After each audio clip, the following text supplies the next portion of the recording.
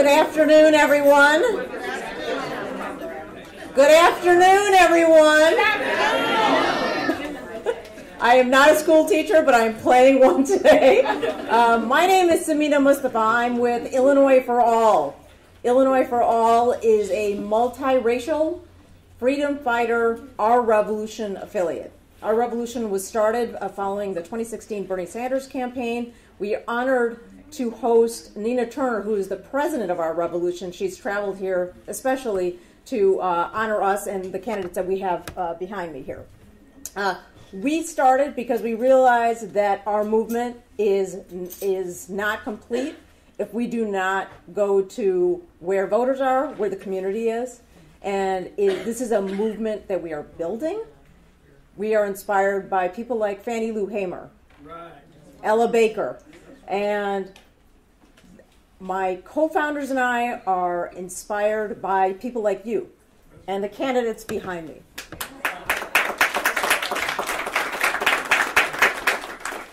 When our current mayor decided to not run for a third term, we all realized that this was an opportunity to transform the leadership in our city across the board. And that is why we're holding this forum. And that is why it is so important for us to have you here. I want to honor my fellow co-founders. Walking back right now, Elizabeth Lindquist. We've got Anthony Clark right here, former congressional candidate. Many of you know Letisa Wallace, Lieutenant Governor candidate, former state rep from Rockford. Martise Chisholm of National Nurses United. She had a beautiful cake made that we'll all be able to enjoy later. And then Stuart Abram, who is right there, teacher at Whitney High School. I'm going to bring up Letisa in a second, but again, I just want to remind folks that we are here to support these candidates and to support the opportunity to bring new leadership to Chicago, which will transform our city. And with that, I want to bring up my fellow co-founder and someone who's inspired, I think, many of you with all of her work in the Illinois General Assembly, my good friend, Letisa Wallace.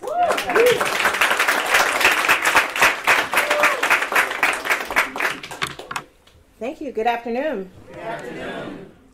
Good afternoon. Good afternoon. All right. That's what I like to hear.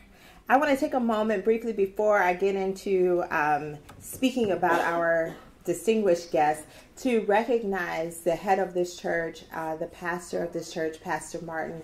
He allowed us to be here. He allowed us to be here in the tradition of what we see in our history books, where the church was the bedrock of many movements. And so for him to recognize the importance of making sure that candidates have their voices heard and that voters are able to hear from those voters, I think is extremely important. So again, will you please honor Pastor Martin with another round of applause.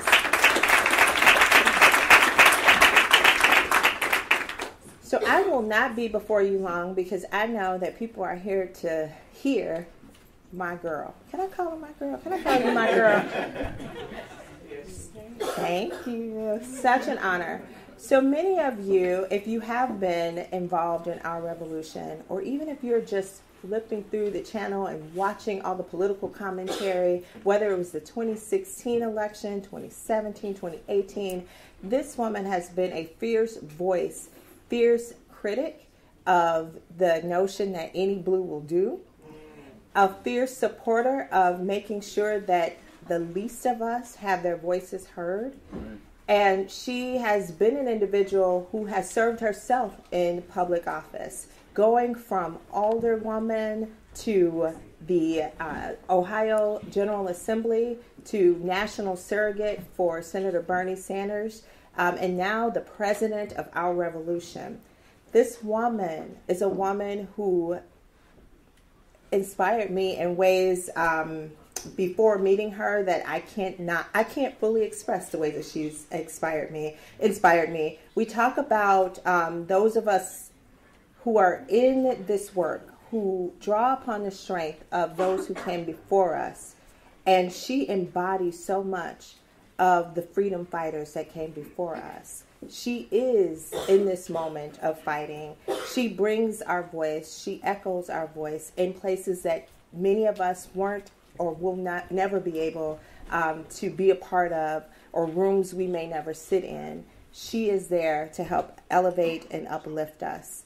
So, Senator, President, fierce freedom fighter, and a woman who I probably bug from time to time, just texting to say, hi, how you doing? Hopefully you're still well in this fight. I want to bring to you our president of our revolution, Miss Ninaturner.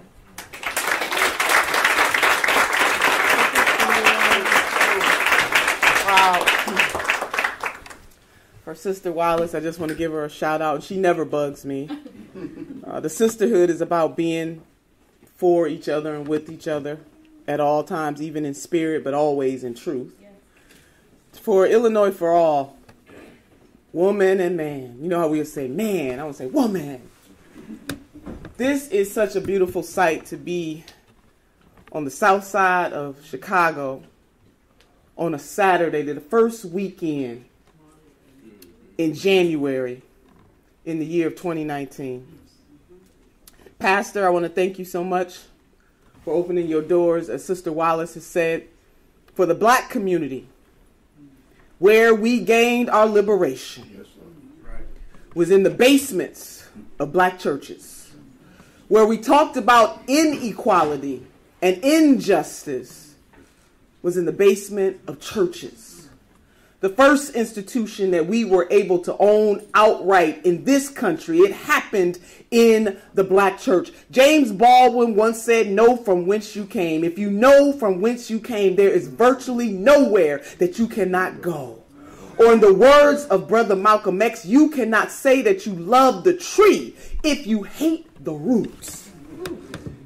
It is good to be home in a sense of being in the black church. I am a PK's kid. My mother, who is no longer in this plane of existence, another story. But my siblings and I am the oldest of 7 children, we went to church 8 days a week, Pastor. 8 days.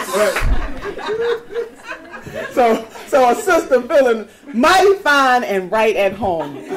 Oh my God, to the leaders of Illinois for All, which I know is primarily led by sisters with a few good men.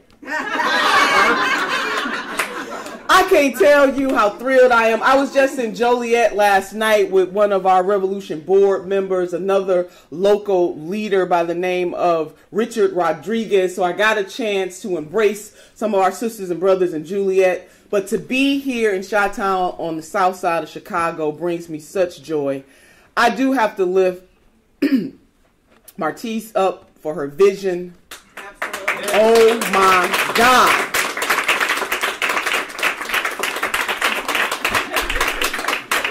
She did that.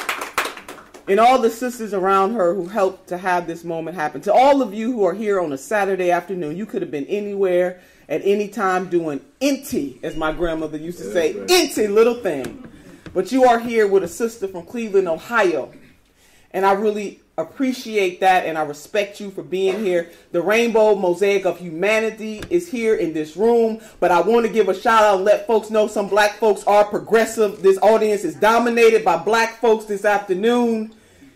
I say that for a reason, because I believe that the whole notion of progressivism and what it means to be in a liberation struggle is very much rooted in the experience of African American folks in this country, black folks in this country, the ultimate progressive. You don't get no more progressive than fighting for your freedom. It is progressive. So when folks say black folks are not progressive, I tell them they a lie and the truth ain't in them. That's right. So Illinois for all, and it really is for all, black, brown, white, yellow, red, and everybody in between. I bring you word from our ancestors. I bring you word from Fannie Lou Hamer, who declared that she was sick and tired of being sick and tired. I bring you word from Sister Ella Baker, who said that we who love freedom cannot rest. I bring you word by another sister by the name of Mother Jones, who said that she would fight like hell for the living while praying for the dead. I bring you word from people who were always had their eye on the struggle of the downtrodden. We are assembled here in this great church on the south side of Chicago to fellowship one with another about what is and what can be. I bring you word by Brother President Nelson Mandela when he once said, "It always seems impossible until it is done." When you got folks in leadership positions who have lost their ever-loving mind, and Brother Anthony and I had the opportunity to talk about this. And I don't care who they are affiliated with, when they are not serving the people, they got to go. We don't owe politicians. Politicians own us. Owe us. Owe us. O-W-E. Owe us, the people who gave them the power. So we can't get so caught up with who other folks are affiliated with. Rahm Emanuel.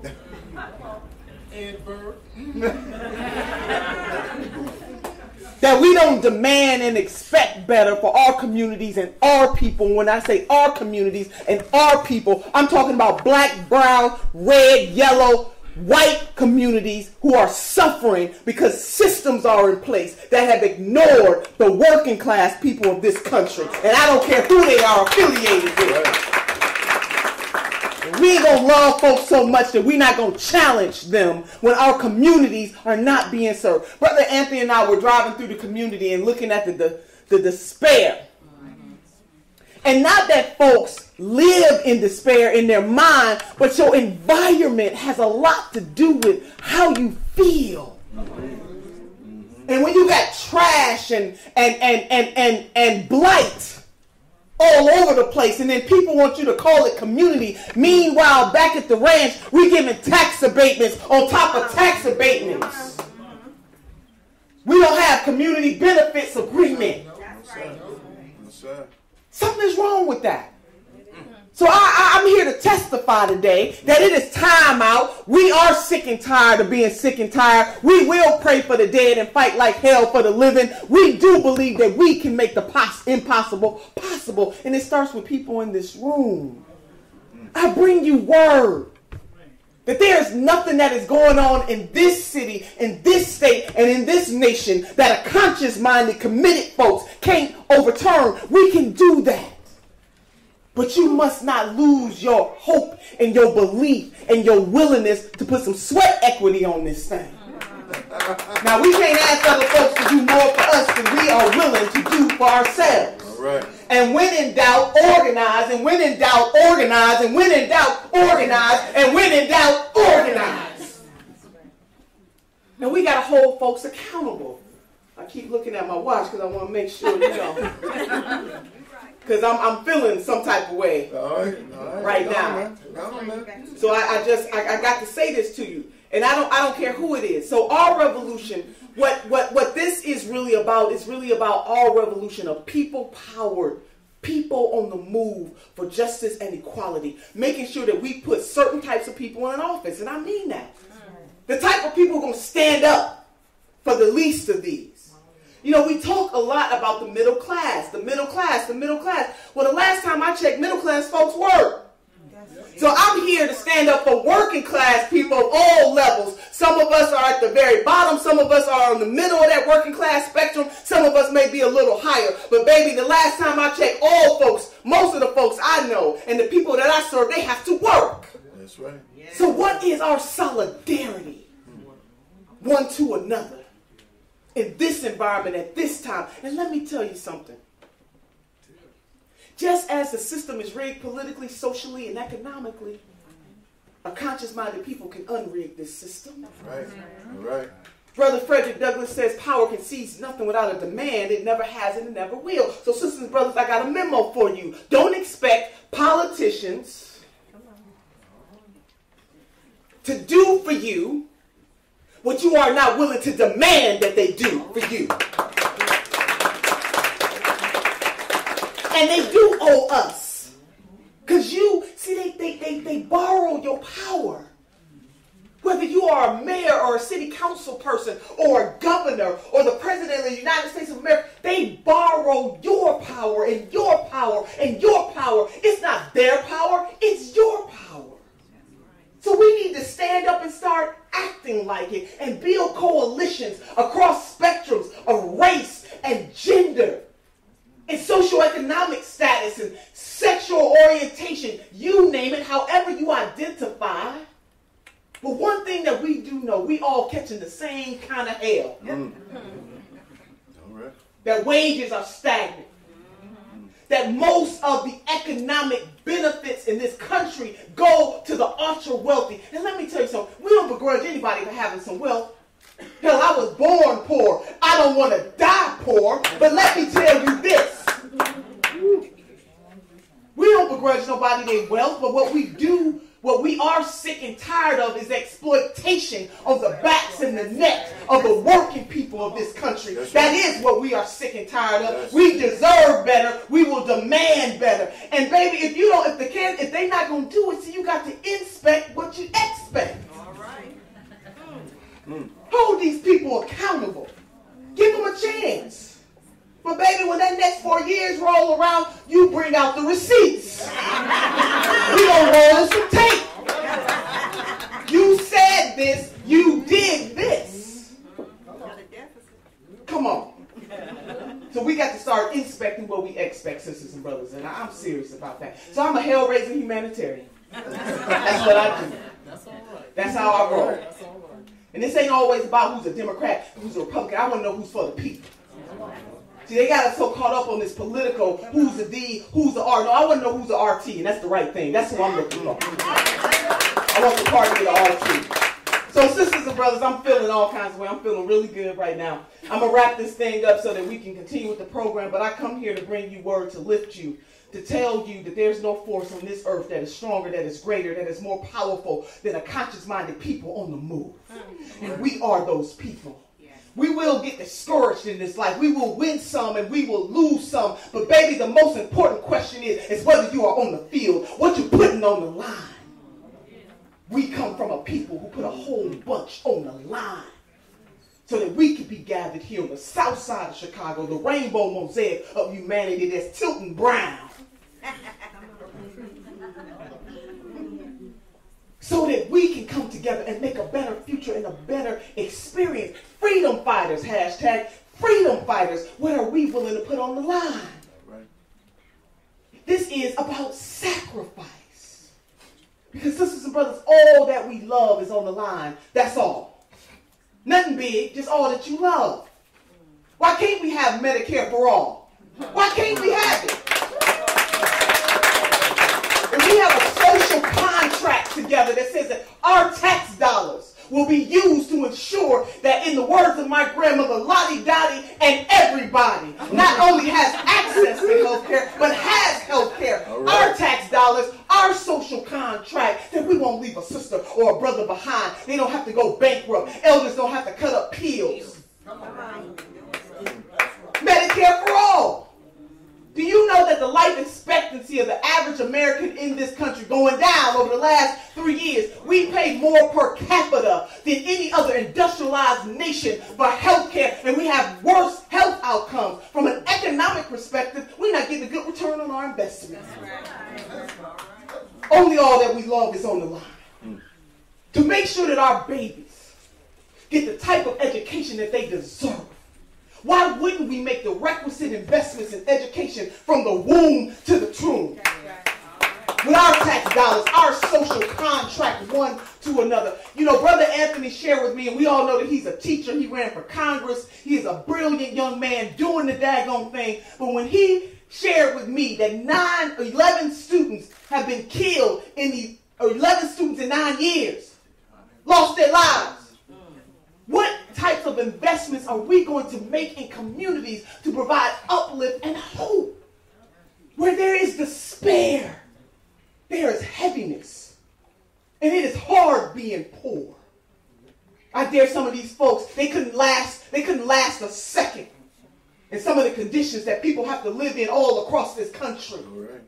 It is our responsibility, sisters and brothers, to make a demand. People only treat you the way you allow them to treat you. We sick and tired of politicians whispering sweet nothings in our ear, and then they absolutely do nothing for our community. And generation after generation, the struggle continues. The likelihood that somebody is born poor, they will die poor. I don't know about you, but I'm not signing up for that assignment. We are here to make things better for the next and the next and the next. And how about this? In our lifetime, I want to live some of that goodness myself before I get to heaven. All right. All The right. streets are paved with gold. Come on now, somebody. You know, I don't want to act brand new. I want to act like I want folks to know I've been somewhere, Sister Wallace. I got to get some experiences here, right here on this earth. So all that we love is on the line, sisters and brothers. We can do this. Medicare for all, college for all. Yes, we understand it costs money, but it's our money. It's our tax dollars. Right. The next time a politician, especially one that is in Congress, tell you that you can't have Medicare for all, you tell them to give up the health plan that they got, that your tax dollars are paying. Yes. We can have whatever it is we want to have. So this is where I'm going to end this right here. I always end with grandma and my 3 bones. Those of you who know how I roll, you know I roll with grandma all the time. I owe her so much. 3rd grade education. Couldn't read or write past, but she had mother wit. That's right. That's She's right. one of the smartest women I've ever known. Yes, Lord, have one. When I asked my grandmother, what does it take to be successful in this life, in the world, she said, my dear granddaughter, all you need are the 3 bones. The wishbone, the jawbone, and the backbone. She said the wishbone will keep you hoping and praying, because hope, hope, hope. Hope is the motivator, but the dream is the driver. She said the jawbone will give you courage to speak truth, the power to lift your voice. Sisters and brothers, I want you to follow me on this. Titles are good. They get your phone calls returned, they get you in the room. Titles are good, but purpose is better. We need some more purpose-driven people. But the last thing, she said, the most important bone of them all, the supercalifragilistic expialidocious bone, is the backbone. That's right. That's right. Because you can't give folks who ain't got no spine, you can't give them no spine. She said the backbone will keep you standing through all of your trials and your tribulations. And in this life, sisters and brothers, no matter what walk of life you are from, we're going to go through some stuff, but we can't have a testimony without a test. And we are being tested right now to determine whether or not we have courage enough, gumption enough, commitment, conviction enough to put ourselves on the line for things that are bigger and greater than us. The backbone will undergird us. Because our mission is so high, we can't get over it. Our mission is so low, we can't get under it. And our mission is so wide, we can't get around it. This is our moment of transcendence. I want you to follow me in your mind. What does a society that provides the vehicle of opportunity for all, knowing that some folks are going to fall short, but that is all right. We will pick our sisters and brothers up. What does that look like? It's transcendence. And what is our commitment one to another? Because that could be us at the southern border trying to get in to make a better life. But by the grace of God, there go I. Yes. This is a pivotal, revolutionary, and let's not be afraid of the word. Revolution just simply means getting to the roots. The root of the problem is that the system is rigged, and it has been rigged generation after generation after generation after generation, and we need some folks who are going to stand up and unrig this sucker. Transcendence. Go ahead. And with these hands, there's an African proverb that says that many hands. All my sisters and brothers in this room, if you are able, the ones who are able, would you stand to your feet with me just for a split 60 seconds? There's an African proverb that says that many hands make for light work. If you are able, please raise both of your hands. Do we see the hands in this room? Can you imagine that these hands, with these hands, we will rise? Many hands make for light work. If we're fighting for Medicare for all and we got many hands, if we're fighting for women receiving their whole dollar, many hands. All right. Many hands. Fighting to save Mother Earth, many hands. Fighting to correct the criminal justice system that is unjust in almost every single way, many hands. Supporting mamas and daddies who just need opportunities, many hands. And for this liberation struggle, many hands make for light work, and with these hands, we will rise. Transcendence is upon us.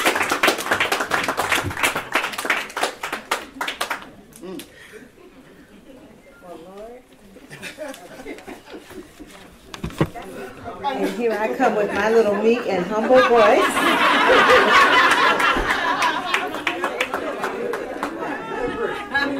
That's okay.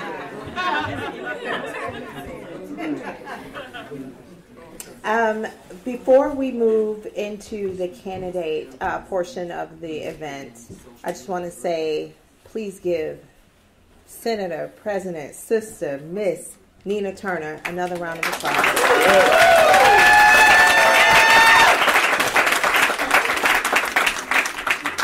And we will, we briefly thanked Pastor Martin for his hospitality and his graciousness. I would like to bring him to the podium for a moment to share a few words with you. Good afternoon, everybody. I see some faces in here I know already. But I haven't seen these many faces in this church in a long time. But there's no place I'd rather be on a Saturday afternoon with a bunch of progressive, righteous, and world-speaking women. See, in this church, we're not afraid to tell women how we feel.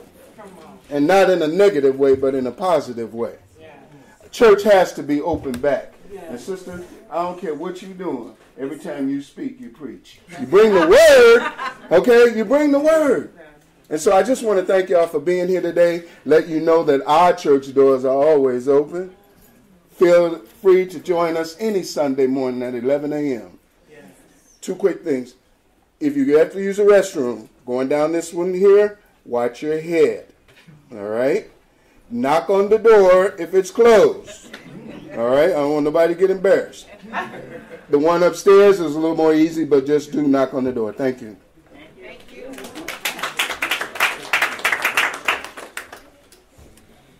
Now, that was the quickest word I ever heard from a Baptist minister. All right. We got business here today. I'm sorry. So I can mess with Pastor Martin because in our other life, we interact with each other in Springfield, and he is a great advocate for people in Springfield as well as for the members of his church. So we're going to actually get into the program, but first I want to share a little bit about this notion of love, the notion of any blue, right? So we hear all the time, we just came off of a huge election year in 2018, and we then came into this election cycle for the mayoral race and City of Chicago Aldermanic races.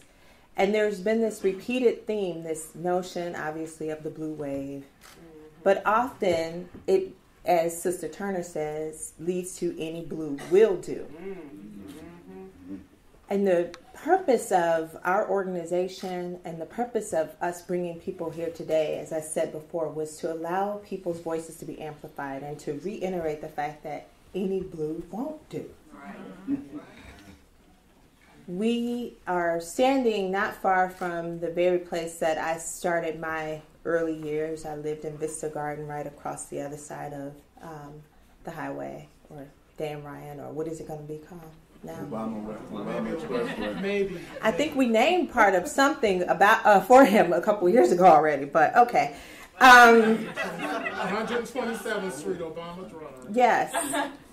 So I come back here 30 years later, and the community doesn't look any different than it did when I was a little girl.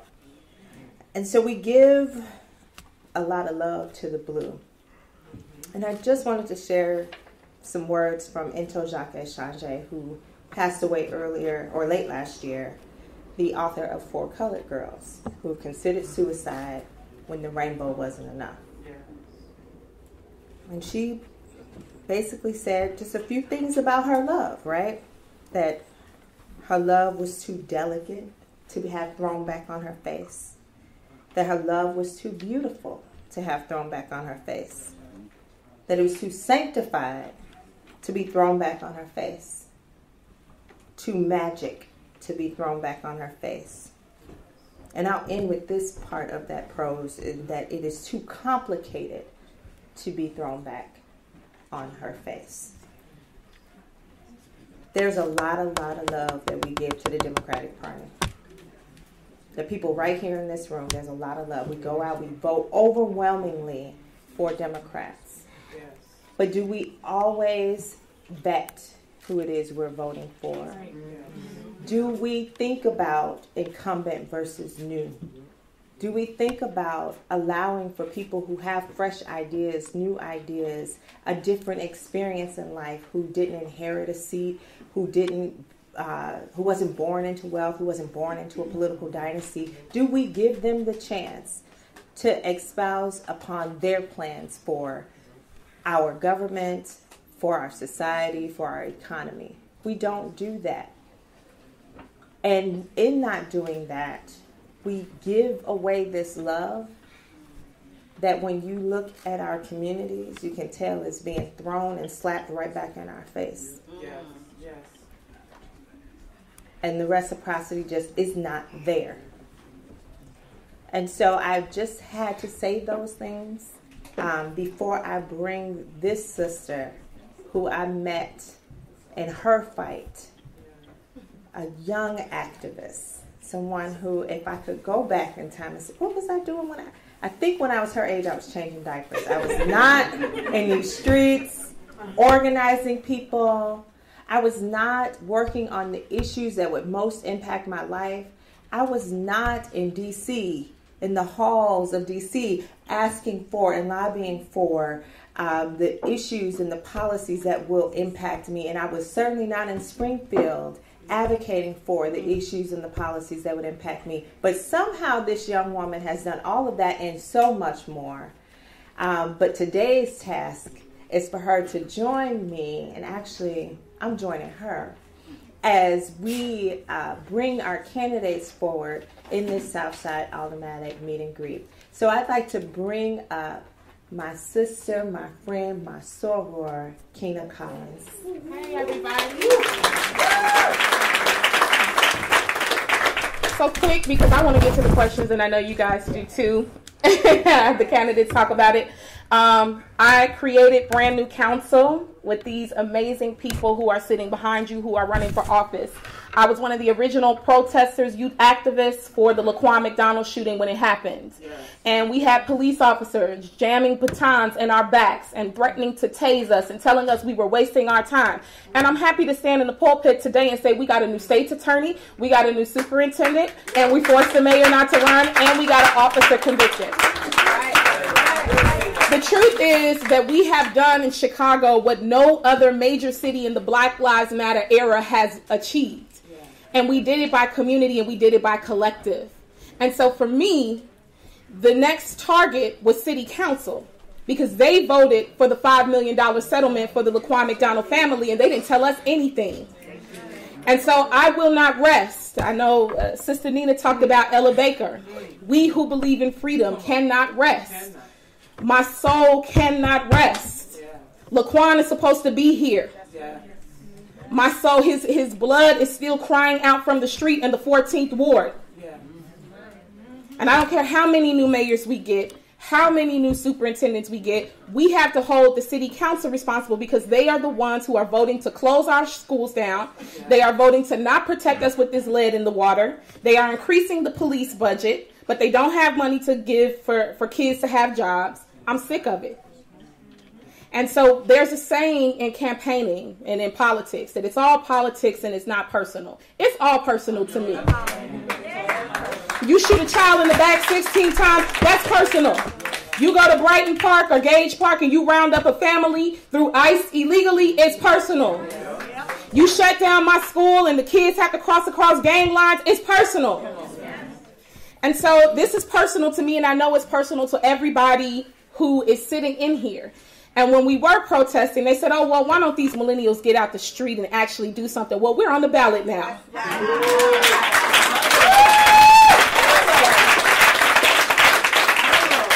I was very interested at the press conference that I held the day after the Jason Van Dyke verdict was read. And I brought together the Aldermanic candidates, some who are sitting here, raise your hand if you were at the press conference. And two things. One question that was interesting, well, after the press conference was over, one of the reporters took me out for lunch and they said, you know, Keena, I've never seen, and then I stopped her and I said, what, you never seen that many young candidates? She said, no, I've never seen that many black and brown candidates who are running against incumbents standing together in unity. And I thought that was extremely interesting because we know that Chicago is a city divided. We know that we're one of the most hyper-segregated cities in the country, right? The tale of two cities. And then the second thing, and I'm just going to leave it at this so that we can get to the candidates, was a question that stayed in my mind and that I answered at the press conference that was interesting to me. It's this mentality that we somehow don't know our community. Like there are other people who know our community and our schools and our children better than we know them. There was a reporter that looked me dead in the face and said, well, you know, you have all these first-time candidates standing up here. People are going to talk about the experience. My response to him was, we are the experts of our communities. We don't need to be sitting in seats for 30, 40, 50 years to know that you should keep the schools open, that you shouldn't increase the police budget and not have jobs for people, that you should build strong local economies, and that you should uplift the voices and diversify the candidates that we have, that women should be paid equally in the city of Chicago. This is not my fight. This is the community's fight. And so I ask that everybody keep an open heart and open ears as you listen to these candidates that I've gotten to know over these last few months and heard their platforms. And I think that they're stronger, that they offer a new wave that could be pushed into city council, and it's exactly what we need. The one thing about brand new council that is a prerequisite for us to endorse the candidates, which we'll be bringing our first round of endorsements out on January 10th, is that they must term limit themselves out of office. That is a prerequisite. So you can rest assured that whoever comes through brand new council will not serve more than 3 terms in the Aldermanic seat. That is a requirement. We are going to work to build a comprehensive plan to reopen mental health facilities. We want to restructure TIF. We believe that we should pour more money into strong public schools instead of letting charters come in and tear our school system apart. And this is what these candidates have committed to. And like I said, please keep open ears and an open heart. And then I'm just going to have, well, I'll actually start because we're going to have the candidates give their introductions. So we'll go by ward. I'll say the name, and then if the candidate can come up, you'll have 2 minutes to tell your introduction of yourself. And then Anthony will keep time for you to let you know. So if we can have Alexandria Willis from the 3rd Ward come up and give her 2 minutes.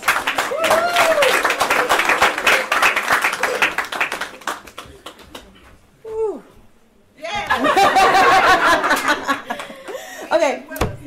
I'll try to speed through this. No. Good afternoon. Thank you so much, Illinois for All, for having us here. Thank you, Senator Nina Turner, for being here. Thank you, Dr. Martin, for allowing us to use your space. I am Alexandria Willis. I am running for Alderman of the 3rd Ward of Chicago. 2019 is a very important year for us. We are 400 years from the 1619 when the first 6 Africans were brought to this country. We are 100 years from the unofficial official start of the Great Migration, because we've been moving ever since 1619. And this is the year that we've elected the most new people to the House of Representatives, the most women, the most African Americans. This is the year we have a new governor. We are going to get a new mayor, and this is the year we're going to turn over City Hall and have new aldermen. Thank you. As a first-time candidate, it's crazy. I'm so happy to have this opportunity to meet so many of you. We often feel alone, like we're the only ones in this struggle, and see the discrepancies that are happening in our communities, and we know that's not true. I've been going back and forth for the last few weeks with, why are you running? We have to answer this 150 times through endorsements, through people in the street when we're knocking doors. Why are you running? And my answer often changes depending on who I'm talking to. But what I've settled on lately now is why am I running? I'm running because I was afraid. I was afraid for my community. I was afraid for the future of Chicago. I saw what was happening. We're being pushed out. Our jobs are being taken away from us. Our pipes are filled with lead. Our schools are being closed. I live in a ward where the incumbent is on the side of closing the #1 rated elementary school that serves African American students. Why would that even be a part of the conversation? How do you let that be a part of the conversation, that you close a school that is serving minority students and serving them well? I live in a ward where the incumbent lived across the street from a school that was infested in rats. It hurts my heart to know that my children, not my children, but our children, were learning in an environment that is filthy and that was allowed to go on. I'm living in a ward where $55 million of the TIF dollars that I put into the actual TIF went to Navy Pier.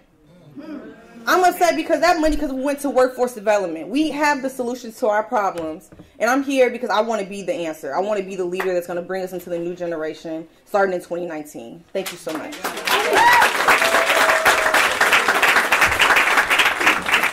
Okay, next we're going to have Ebony Lucas from the 4th Ward.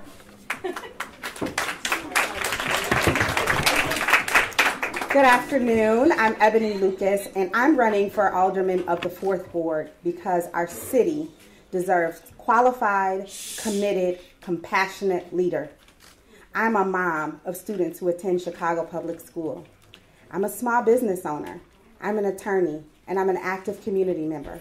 And I've shown my commitment to my community over the past 11 years, helping distressed homeowners and planning youth development programs. And I know that our community has a lot of promise, and I also know that it has a lot of challenges. I really want to work for the successes of everyone, not just the chosen few. Our alderman that we have was appointed by the mayor because of her political connections. And those political connections have not moved our community forward. It is time, and the 4th Ward and this city deserves someone who knows how to budget and who understands that our budget can't include additional taxes for working families. And it has to include and prioritize public education funding, neighborhood development, and inclusion of environmental clean energy and other solutions that are going to bring both income and revenue to our city, but are also going to save our environment and create a legacy and a future for our children. So on February 26, 2019, I'm asking for you to vote for me, but I'm also asking before then for everyone who raised their hands earlier to make the work lighter for all of us, for me and for the people who are here. Volunteer in our campaigns. Be a part of this solution, because it's not just about showing up, but it's about actually telling people. You know, we get so many people that tell us, oh, I support you and I'll vote for you, but I can't put a sign in my lawn. That doesn't help us, and that doesn't make change. Put a sign in your lawn and really support the candidate who you support.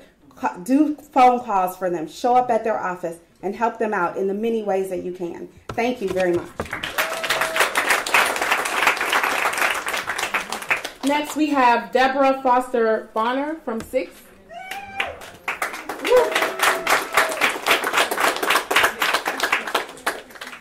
Good afternoon. Forgive me, I'm getting over a virus, so I might start coughing any moment. But my name is Deborah Foster-Bonner, and I'm running for the 6th Ward. Why am I running? I've been a resident since 1958. I've seen the change in that community. We've gone from being a community that could do everything we needed to in the community to a community that has nothing in it. We have no food stores, but we're busy trying to do nail shops. We have nothing available for the kids, but we talk about the level of crime. We don't have jobs in the area that people can live on, but we're busily talking about we're doing what we need to do. We've got $1.8 million of our TIF money that's being sent to the 71st and Stony Island TIF. What's that for? South Shore High School. there isn't a high school in the 6th Ward anymore. So where do the kids go? Oh, well, Hirsch is now closed. We have Simeon, so that means they have to go on the other side of Dan Ryan. So what do you do with them? We talk about crime, but we don't do anything to stop the crime. You got to get back to basics.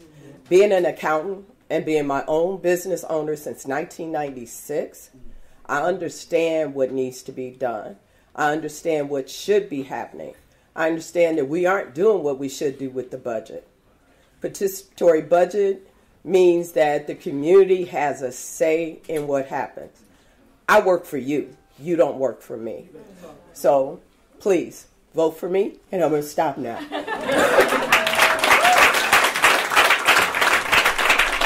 Now we have Richard Wooten from 6th Ward.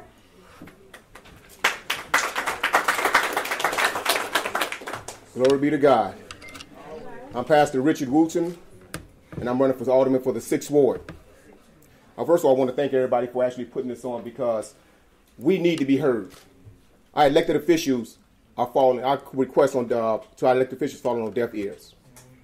Our kids are suffering out here. I served my country in the United States Army, and I served in the Desert Storm War, and I came home, and I served with the Chicago Police Department for 23 years.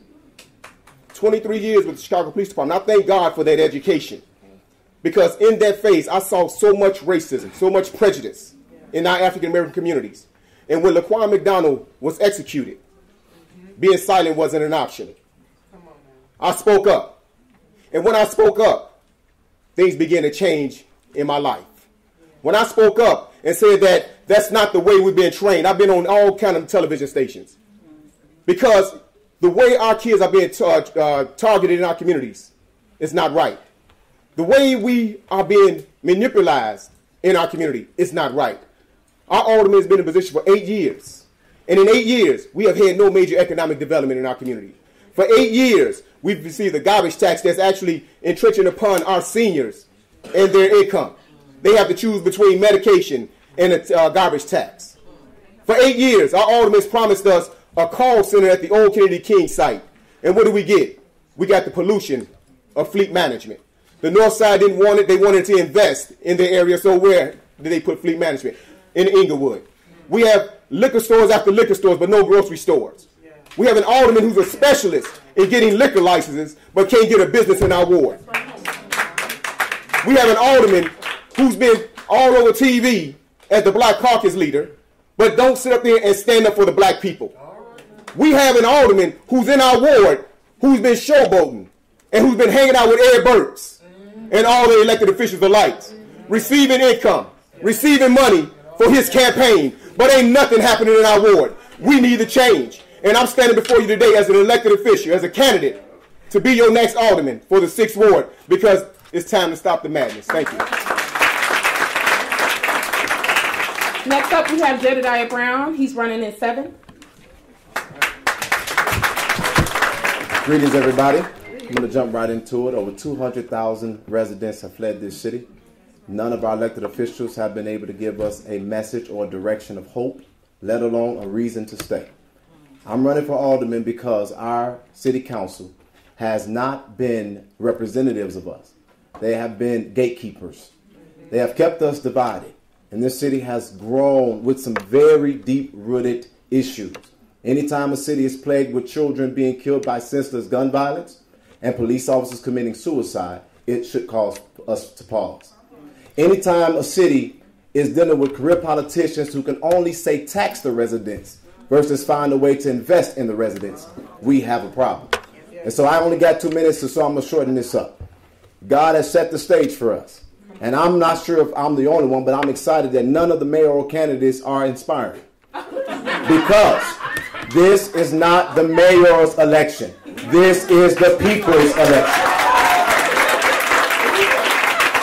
Not only is this the people's election and it's not inspiring with the mayoral sleeve, what I want you to understand is within the next 6 months, it's going to get real tough in this city.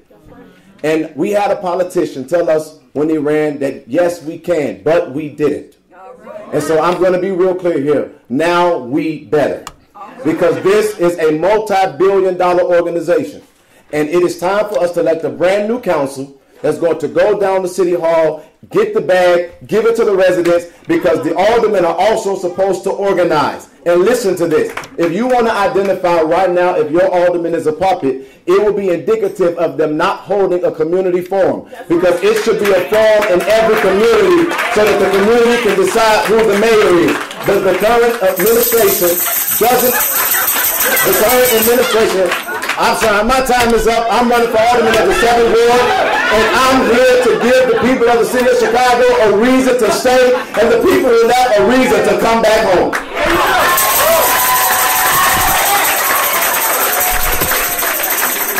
We got people catching the Holy Ghost up in here. She grabbed that tambourine so quick, I didn't know what was going on. Okay. We have Jewel Easterling Smith. She's also running in the 7th. No. Oh, you're not 8. I'm sorry, 8.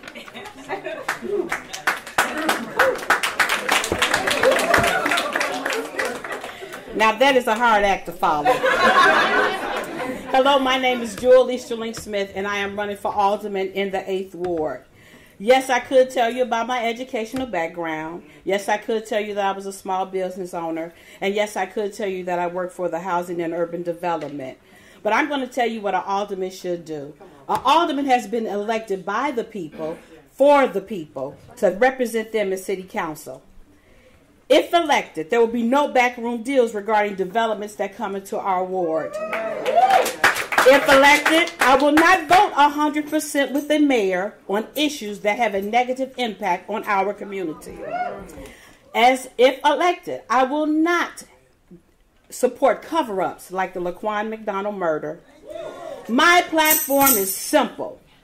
I will work to tie the community together. You say tie, yes, tie. I will work with transparency, inclusion, and equity. I promise to hear the concerns of the residents. I will not be missing in action. I promise to use a holistic approach to train businesses how we conduct ourselves in our ward. I will use a participatory budget. That's equity. Plain and simple. I will work with the people, for the people, to make the 8th Ward the jewel it once was. Vote for me is a vote for change. Jewel Easterling Smith, 8th Ward.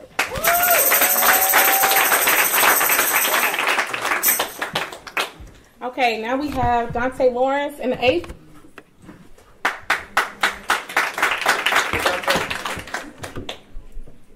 My name is Dionte Lawrence, and I'm running for alderman of Chicago's historic 8th Ward. I am a young activist who marched day and night after the Laquan McDonald video was released, so I know firsthand what activism is. You can trust me in city council and in city council chambers to do the right thing. We can't hear you. I'm sorry about that. I personally know firsthand violence and gun violence. I lost my older brother and my cousin in October to gun violence, and I lost over 40 of my friends to gun violence.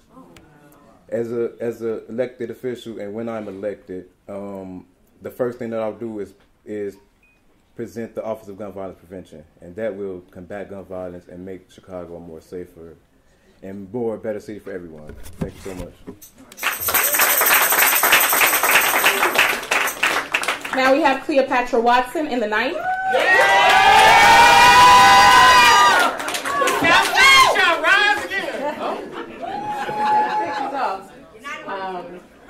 I don't need a podium, but hello. So I want you all to participate. So when I say new, you say council. New. Council. New. Council. When I say time, you say now. Now. So when I say time, you say now. Time. Now. Time. Now. So thank you. I'm Cleopatra Watson. I am running for alderwoman. I want you to put some respect on the title. I ain't no man. I'm running for alderwoman in the 9th Ward. And I stand here to tell a tale of two cities. I am in the far south region of Chicago. Right? And where is that comprised of? Roseland, Pullman, Allville. I'm here to raise it up. But we're also the forgotten ward of the city. And we're tired of being forgotten. I'm tired of not being recognized and tired of not being respected when it comes to the needs of our people and the suffrage and the collapse of the economic belt in Roseland. Roseland is a jewel And it is a strong front for our people. So when we talk about the Great Migration, when my grandmother came up here from Arkansas, we settled our roots in West Pullman. So I've been running in 9th Ward since before I was just turning in my mother's stomach. My roots are settled there, and what I see are the lands being robbed.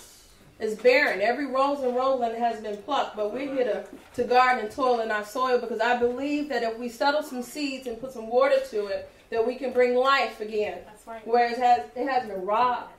Right? We don't have a fresh produce grocery store. Right? My incumbent, and I'm going to recognize him as my incumbent because he sits in that seat. He serves, to the mayor 97% of the time. So that 3, I don't know where the 3 balance in terms of stagingness and all of those activities. But how can you stand in alignment 97% of the time? Where are we on the forefront? My high school that I serve on the LSC is $140,000 for the school year. I'm an educator. You do the math. But how many students?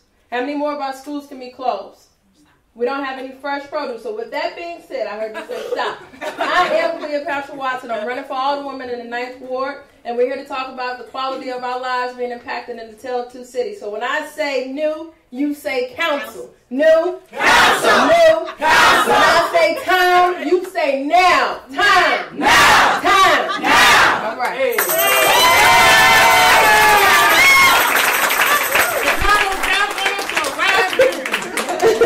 So now, if we could have Rachel Williams also running in the 9th.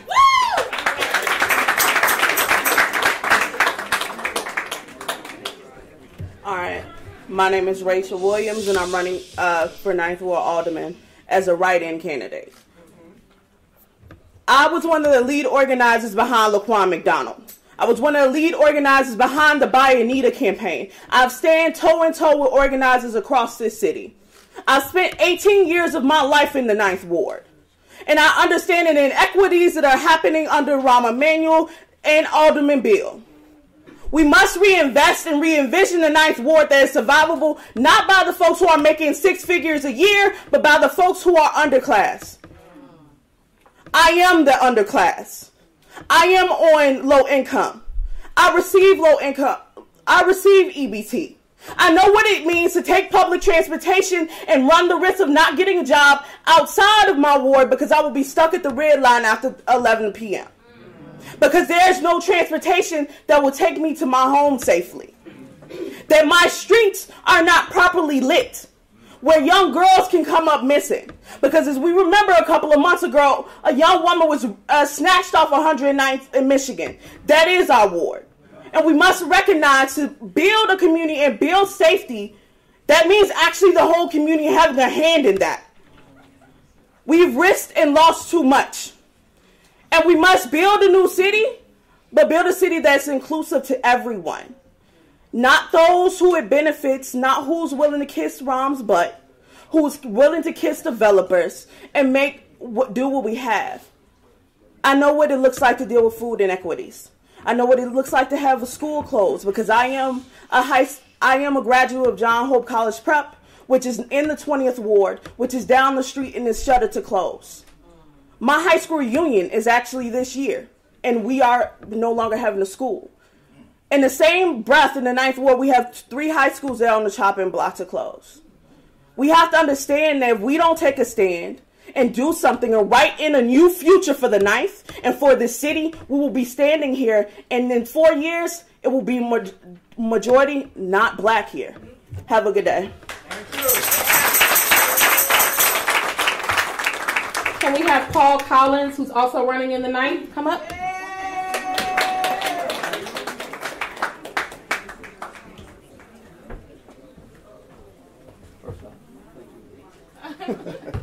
Good afternoon, everyone.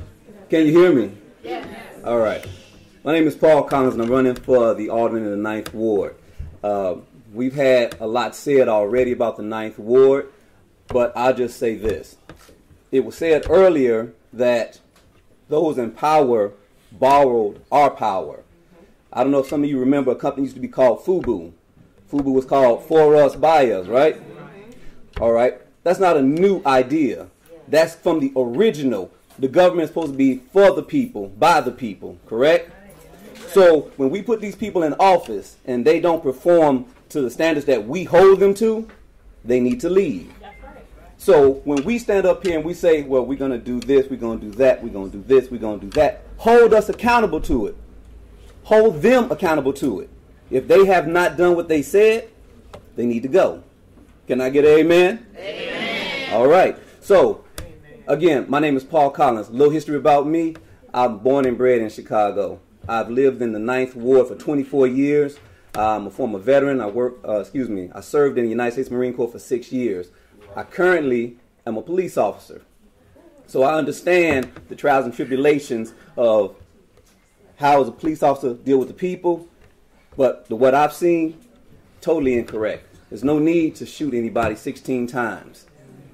That was not the start. The start for me was with Trayvon Martin. That was just the thing that started me and going, just look at the world. Let's see what's going on here. And in the city of Chicago, change is coming. And the only thing that we can do is vote. So I ask you all, if you don't vote, get out there and change your mind. You have to vote. You got to get your friends to vote. We all have to vote because that's the only thing that we have. That's the power we hold over the politicians. Vote. Again, my name is Paul Collins.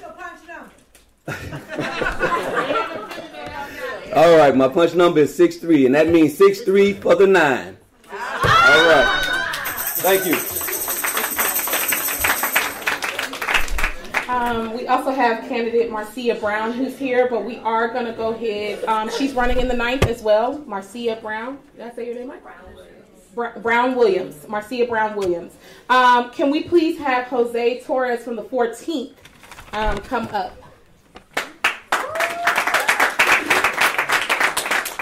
Good afternoon, everyone. Good afternoon. My name is Jose Luis Torres, and I'm running in the 14th Ward against a very popular candidate now known as Ed Burke. Oh. Yes. And I am running against Ed Burke because 50 years of Burke is enough. Before that, it was his father, Joseph Burke.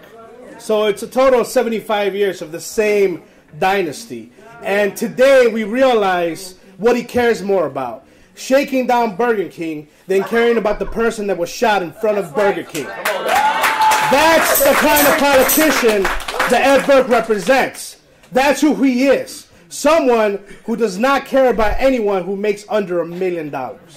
His mansion is unacceptable in the ward. A ward where families make under $40,000 and barely have enough money to survive.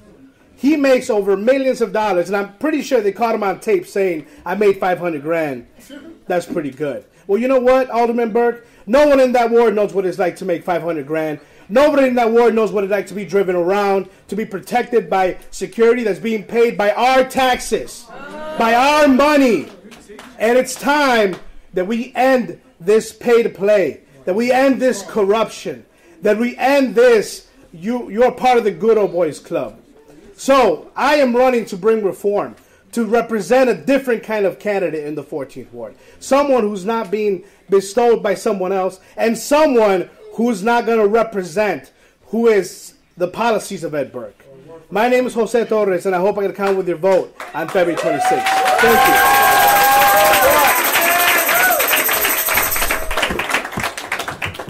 Fired up.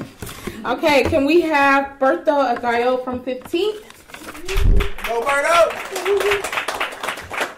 What's up, everybody? ¿Cómo están? My name is Berto Aguayo. I'm running for alderman in the 15th Ward. I was born and raised in the back of the yards community in the city south side. And I can tell you about my educational background. I can tell you about how I opened a community center. I can tell you about how I've been able to craft citywide policy to prevent violence in the city of Chicago. But what makes me truly qualified to be the alderman of the 15th Ward is my experiences of being born and raised in the neighborhood. My experiences of going from a gang member to a community organizer in the neighborhood. It's my experiences of living with a single mother in the same apartment with my single aunt and my single grandma. It's my experiences of moving from house to house, even within the same block, due to unstable housing. And when they ask me, why am I running? I want to share a story with you of why I'm running. And in the summer, I was going block party to block party, talking to people and talking to voters. And there was this one woman who was not supportive of our campaign. And I asked her, ma'am, why are you not supportive of our campaign? My name is Berto, yada, yada. And she said, Berto, I know who you are, but how do I know that you're not going to be like Alderman Lopez and say my son's life wasn't innocent when he got killed last year? And I told her, like, ma'am, I'm really sorry about your son. And I took out my phone, and I took out a picture of me back in the day when I was gangbanging, and then next to it was my college graduation picture. And I told her, ma'am, the only difference between me and your son was the fact that I had an opportunity. Okay. And that's why I'm running. I'm running because I could have been her son. Right? I'm running because I know that the only reason why people die in the hood every day is because we don't have enough social workers in their schools, because we have schools being closed down, because we have mental health clinics that are being closed down and liquor stores that are being opened. And that's the reason why I'm running for office, because I truly believe that it's time that people from the hood represent the hood in city council. Thank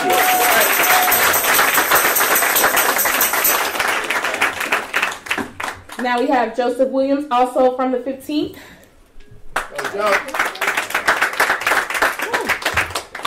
This is amazing. All right. So my name is Joseph Williams. I'm running for alderman this year in the 15th ward. Just a little bit about me.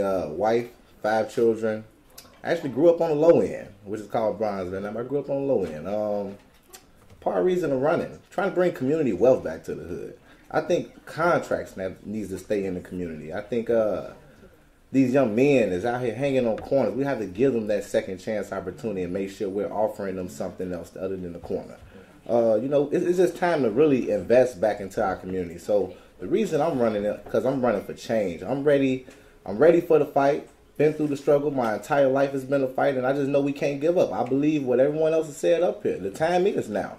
I mean, we could talk about us not having a mental facility, schools closing, and everything else, but for me, I'm on the other end. I'm ready to fight for all of this stuff right now. I'm not here to do no more complaining. I'm running because I'm ready to make some change, and I'm ready to not only work in the 15th ward, but I need to be hooking up with up north, out west, anybody else. We all got to hook up and share our resources to make happen, because at the end of the day, the ultimate goal is the people. And once you know that, you ain't got nothing else to worry about. You just get in there, you do the job, you do right by the people. You ain't even got to come out here and be scared to run no election for real, because the people going to vote you in. So at the end of the day, again, I'm running for alderman this year in the 15th ward because I'm ready for change and because I have hope. And I have hope that things will change. I don't have too much other than that. Just like I've been a product of my environment. I took salmon out of the can and fried it up. You know what I'm saying? Like I know what it's like here. So like I'm just ready. So that's all I can say is that I'm ready. I did my record examination today. Got through that part.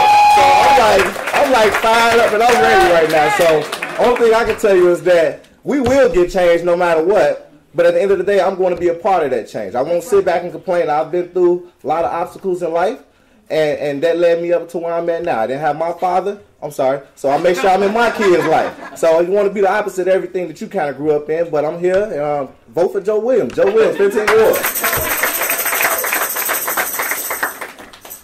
ward. Okay. Can we have Kenny Dawes from the 16th?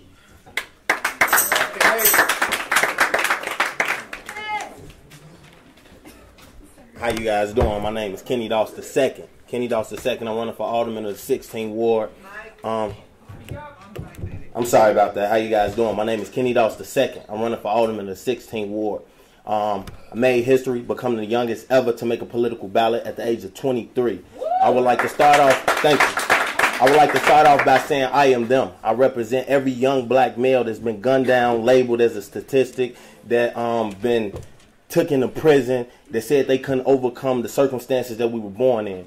What I did, it wasn't the cool thing to do. It wasn't what was going on in my neighborhood, and I stand here before you today, a kid from 61st and Racine, running for a political office. I mean, first time candidate, I had all these platforms and everything, what I wanted to do, what I wanted to say, but by the time I hit the streets, everything went out the window. How could we make plans for people if we not asking what they want and what they need? So, like I said, they suppressed our community, talking to young guys, telling them, first thing they asked me is, you going to get us jobs? Why get you jobs when I can get you companies, when I can get you contracts and make millions of dollars? We have so much money coming through our community. I could talk about what I've planned to do, or I could tell you what I've been doing in my community, which leads me up to running for political office. I have a not-for-profit called Bridging the Gap Globally. Been doing work for the past 3 years. One of the first ones to step up when the schools was closing down, because those students reached out to me and told me, you have to do something. So like I said, I've been there since day one, and let's make history, the youngest ever. I am hope. I'm still taking phone calls from prisons. I lost so many friends. I mean, you know, you see me here today, but I got so much that I'm going through. You know, a lot of people really don't understand what it's like to lose a close friend. I lost my first friend when I was in the 7th grade. So, you know, I'm still going through it. I'm still walking these streets. I'm still knocking on doors. And like I said, I am hope. Kenny Doss II for 16th Ward. Okay, can we have Nicole Johnson from 20th? Good afternoon, everybody. Welcome to the 20th Ward. That is where we are today. I'm so happy that you all are here, and I'm fangirling. I'm fangirling right now. This right here, for real. But where we're at right now is what they tried to make a graveyard.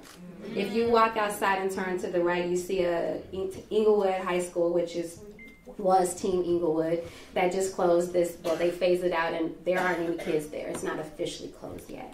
If you go down to 59th Street and make a left from 59th to 55th Street, you'll see acres and acres of vacant land to make room for a shipyard. They got rid of, that's when Norfolk Southern expanded their railroad, got rid of hundreds and hundreds of homes, cleared out lots and lots for $1 million, significantly under market rate value. Where are our reparations, and where is our leadership, and who is speaking up for us? The 20th Ward has experienced significant destabilization over the past 30 years. Right now we have the 3rd consecutive alderman to be under federal indictment. That makes my job 10 times harder when I knock on their door and the first question, you think it's a joke, but they say, how are you going to stay out of jail? And honestly, that's a question that each and every one of us needs to be asking ourselves. Because the one thing that we all have in common is that we are human. So what's going to stop you? My name is Nicole Johnson. I'm running for Alderman in 20th Ward. I'm a proud Chicago Public School graduate. I'm a classroom teacher taught on the west side and southwest side. And I'm running simply because we deserve better. We deserve exceptional schools. We deserve opportunities to be economically empowered. And we deserve safe communities. I'm asking for your support today. If you're a 20th Ward resident, join us. If you're not, join us. Knock on doors with us. We need to take advantage of this fabulous weather that we have today. This is a remarkable time here in the city of Chicago. Never have we had this many challengers, and I'm proud of each and every one of them, whether we're in the same race or not. I am proud of everyone up here, but this is our opportunity to take over this city. Strong Council Week Mayor. So follow me, NicoleJShy.com, NicoleJChi. Thank you. All right. Okay, can we please have Linda Hudson from A? Yeah, you can hold it. Hi, everyone. My name is Linda Hudson, and I am a candidate for 8th Ward Alderman. The 8th Ward encompasses Chatham, Calumet Heights, Avalon Park, Burnside, Pullman. These wonderful neighborhoods. All of the people in these neighborhoods make up the community, not just one person. And our alderman seems to think that she is the community. So she makes decisions about our community without coming to the community. I'm running for alderman because the 8th Ward does not have a voice in city council. Like a lot of our black elected officials, she votes 100% with Ron. She's been in office for 12 years. In the 8th Ward, we call her the 12-year slave. She's a slave to Daley, now she's a slave to Ron. And if she's in office again, she'll be a slave to the next person. It's time for a change. My family moved into the 8th Ward in 1969, so like a lot of the candidates here, I am not a millennial. You honorary. And so I am running because the 8th Ward needs a voice. We don't have a voice in City Council. If you have to go to the store and carry a bag in your pocketbook, you know there's something wrong. Every time I go to the store, I'm like, man, I don't have a bag. And I refuse to buy a bag. I have gone into the store to buy personals, and I'm like, no, I don't want a bag. I'm going to walk out just like this because I refuse to buy a bag. I think that's crazy. So my sisters, they moved to California. When they come back, they're like, why are you still here? This is awful. We have 4 business districts, 87th Street, Stony Island, Cottage Grove, and 79th. And they are all horrible. Horrible. Businesses are boarded up. People want to come into the community, but they say they are sick and tired of the pay to play. I'm Linda Hudson. I'm running in the 8th Ward. I would love to have your support. All right. Can we have Anthony Driver come from 20th? So we're almost at the finish line, and we do want to ask that you stay with us because we are going to field questions from the actual audience to the candidates. So this is Anthony Driver, 20th Ward. I hold it. Good afternoon, everyone.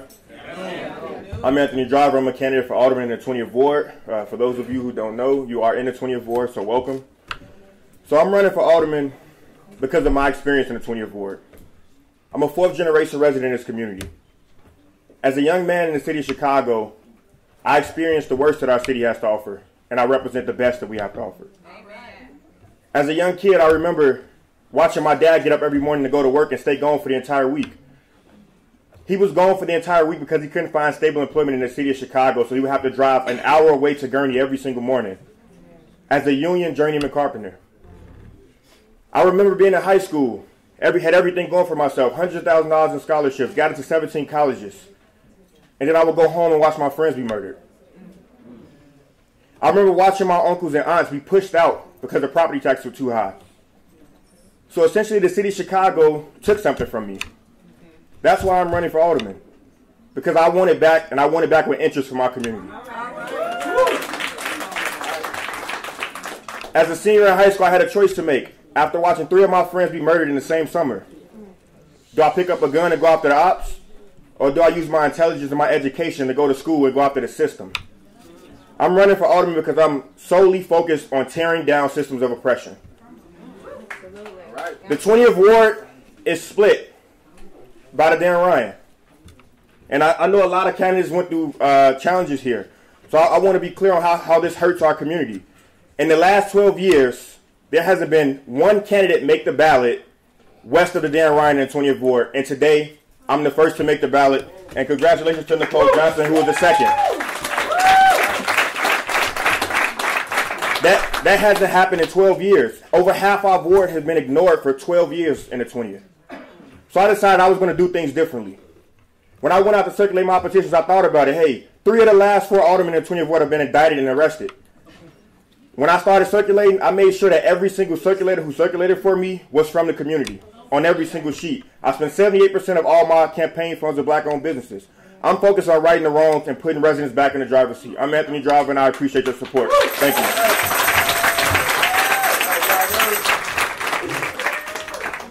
Okay, we're winding down to the last few candidates. We have Jeanette Taylor in 20th, and there's a few empty pockets in the front if people wanted to come up and sit. But Jeanette, come up. This is Jeanette Taylor, the 20th Ward. Good afternoon. I'm Jeanette Taylor, and I'm running for Alderman because I'm tired of elected officials who don't knock on our doors to ask what we want to see in our communities. I'm tired of going to store and paying taxes, but I don't have a say-so or how those taxes are spent. I am tired of just living in a city where I can't afford to live.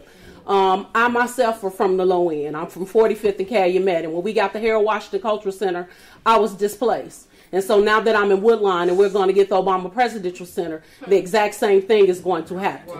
And so I just have a reputation of fighting when it's not popular. I went on a hunger strike for Dyer School, 30 days of starving my body for young people in my community to have a neighborhood school. I was on the local school council for 21 years. And so when they were closing schools, I actually went to jail to challenge Rahm Emanuel. I've actually got in Richard Davis' face about us having what we need in our community. And so we all want change to happen, but it has to happen with us and not to us.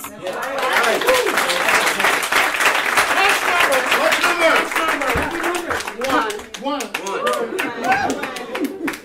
Preston Brown, 34th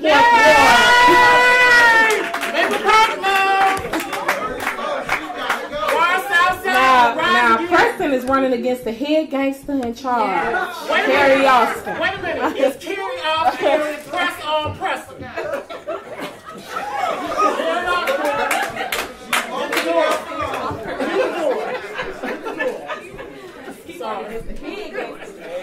Praise the Lord, saints. Praise the Lord. Even if you're not a believer, praise the Lord. My name is Preston Brown, and I'm running for Alderman in the 34th Ward against the head gangster. Are we streaming? Are we streaming right now? Are we streaming? Okay. Budget committee chair. Carrie Austin, I hope you're watching. Budget committee chair. This is the chairperson of the budget committee. Now, I've never done anything in 2 minutes, so forgive me if I go a little over. Let me tell you. Let me tell you why I'm running. Dissatisfaction, vision, and vehicle. I'm dissatisfied with the way my people have been treated in the 34th Ward, with the disinvestment, with the lies, with the neglect. I have a vision, a strategic plan for every neighborhood in my ward to change the face of our ward. In fact, every ward should be a metroplex in this city, where every ward should provide the services necessary for everyone that lives in the ward not to have to even go outside the ward. Yes. And I have a plan for that. And this is the vehicle. All of us are here because we know that we can make a change as aldermen in our community.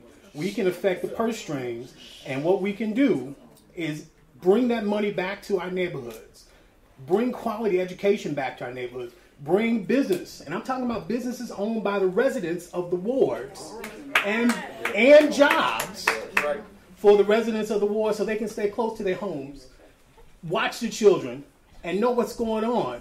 And we'll circulate that dollar in our community. And there's more than enough in that ward for everyone to prosper, but we've got to make sure that we take control of our land and we keep our land. Yes. The plan is to push us out. And it's systematic, and it's been going on for some time, and we're going to stop this. We have to stop this. I'm here because I'm going to fight for my folks, and I'm going to make sure that nobody takes our land. Now, I'm not going to talk about my educational background. I'm not going to talk about I'm an attorney, but everything within me. You told us already. But one thing that I'm not is I'm not afraid. And corrupt Carrie Austin, you might as well get out of office now. Just resign. Because just like they came for Burke, they're coming for you now.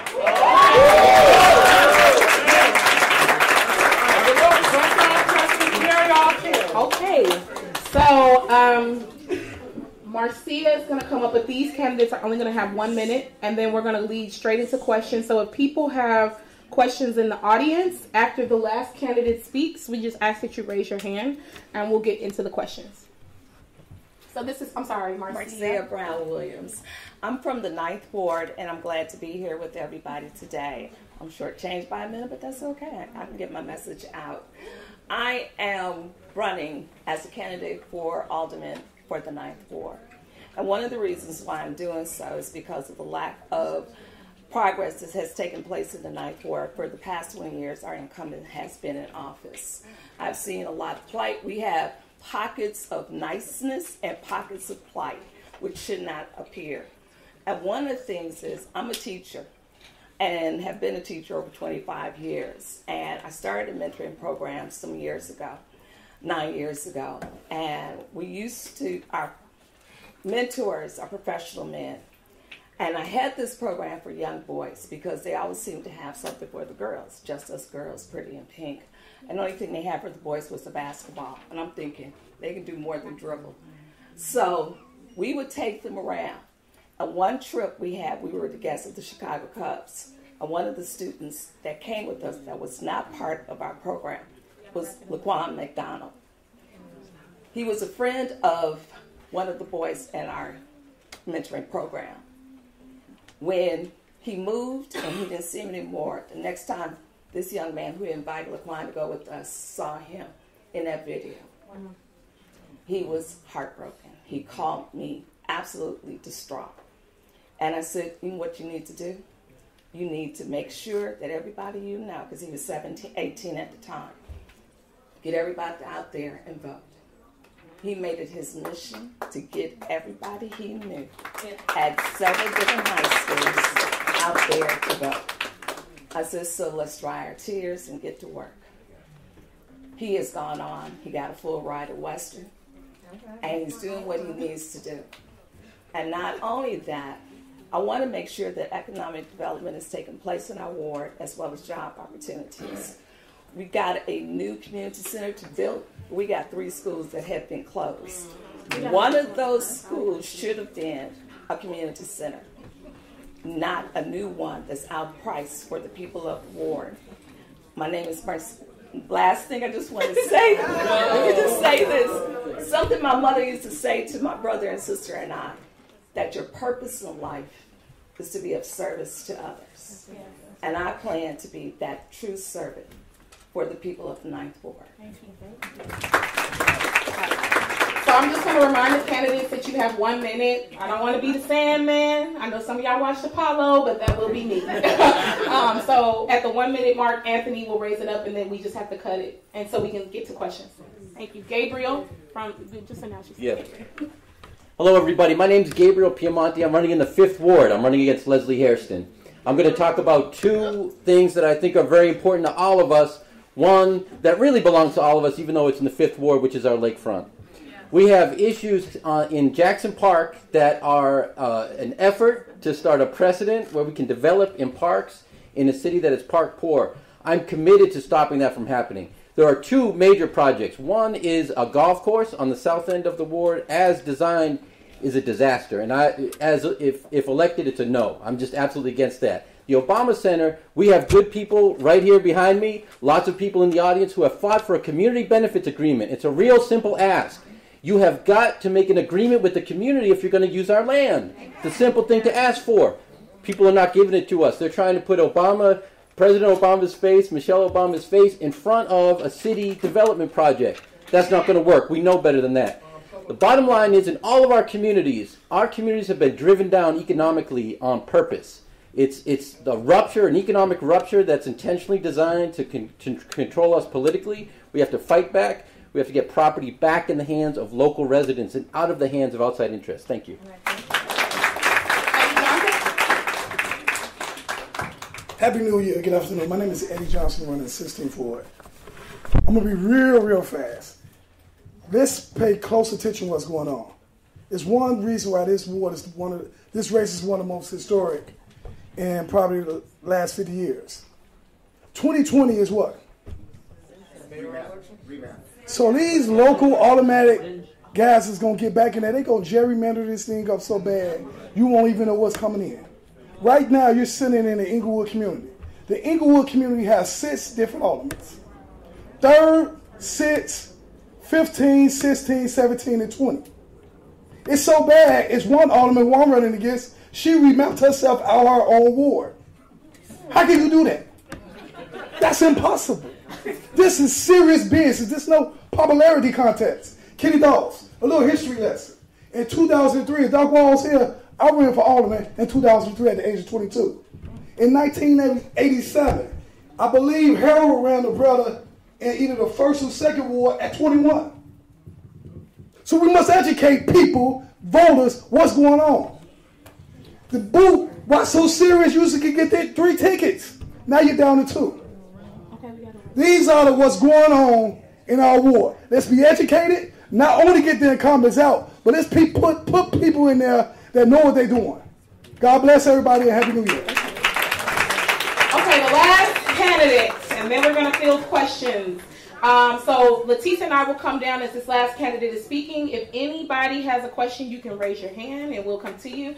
Andre Smith, if you can come down. First of all, let me thank you all for putting me on at the last minute. I appreciate that. This is what a democracy looks like. Okay. All right, I'm Andre Smith, running for the third time for Alderman in the 20th Ward. Why am I running? Because it's the last option. I served for 27 years, fighting crime, fighting school closing. I was a part of getting the #1 trauma center on the south side of Chicago. I was at Burrow Cemetery with Tom Dark. You name it, I almost been there. I go all the way back to Girl X and Granny Green. That's when I started. Wow. Guess what? I've been in rooms when people may not want to run, but other people encourage them to run. They put their platform together. They told them what to say. They linked them up with other organizations to give them a body of work. My slogan, not my slogan, but when I tell the people, when other people say they want to run for something, if you ain't done nothing, you ain't going to do nothing. So when somebody comes to you and say, I need your support, and I may be your friend, I may be your family member, but if they ain't done nothing, they not going to do nothing. We're going to be in the same mess that we in. Thank you so much. I'm the next Alderman of Twin Hill, Andre Smith. So me and Leticia are going to take questions from the audience. If we could have the first 5 candidates stand up. So the rules have changed a little bit. You will only have 30 seconds to answer or respond for the question. I'll ring my bell. It'll be Alex, Ebony, Gabriel, and Deborah. And Richard Wooten. So if we can have Alexandria Willis, Ebony Lucas, Gabriel, Deborah, and Richard Wooten. This is Alexandra. Between each other. You guys could just stand like in the line. Okay. Did anybody in the audience have their first question? So we'll go here first and then we'll come to the back. Say your name and Hi, my name is Hudson. I'm from Kenwood in Chicago. I'm a community organizer with Soul. My question is how all of you plan to address police accountability in the city, not just in working with police, but financially, as CPD has bankrupt the city of $700 million over the past few years. Thank you. That's a great question. Okay, great question. Did everybody hear the question? Addressing police accountability and their budget. Police accountability and budgeting in the city through police. Excellent question. So as we know, the common stat going around is the police get $4 million a day in their operating budget.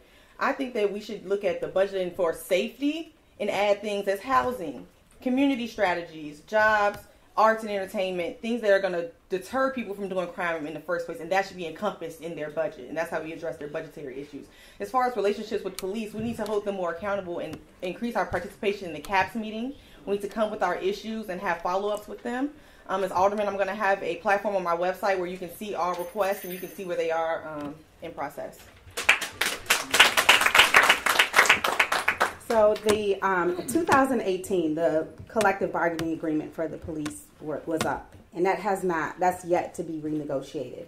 And so that's one of the first things that I think the new council should address, and part of addressing that has to be accountability. The police department, not the taxpayers, should be accountable for police misconduct. That's number one. Number two, they need new training. And before they get a police academy, they have to have new training in place. We must require that as a part of the collective bargaining agreement.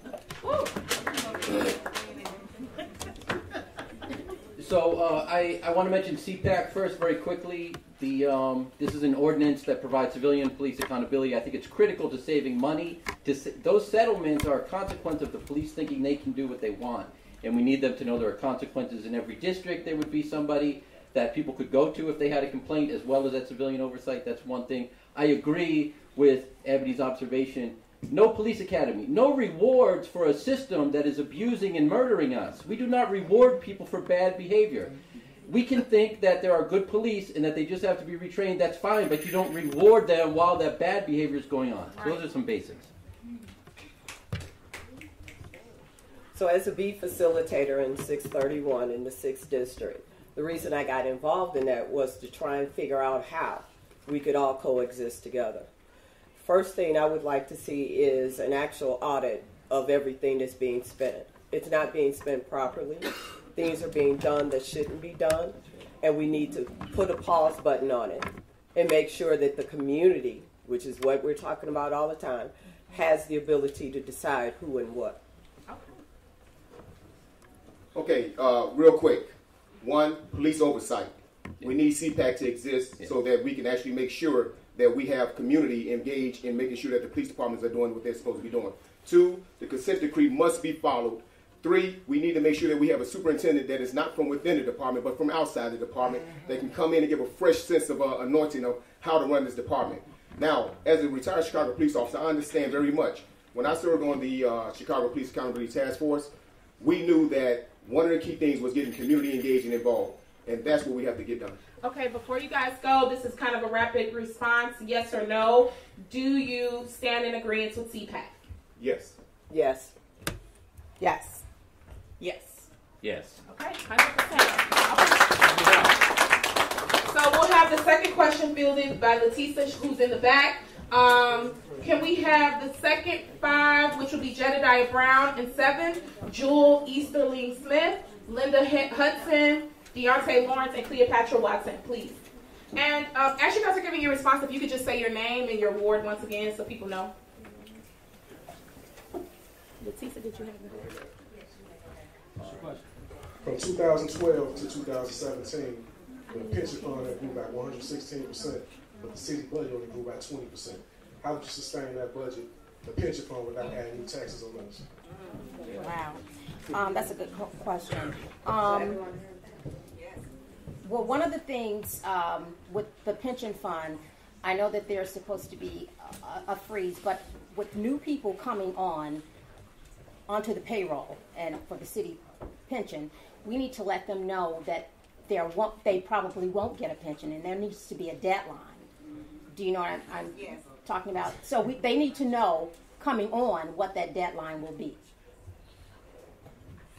Okay, that goes back to transparency. My name is Jewel Easterling Smith, and I'm running the 8th Ward. That ties back to transparency. When you have new people coming on, it's simple as this. This is what we have. This is what you'll be allotted.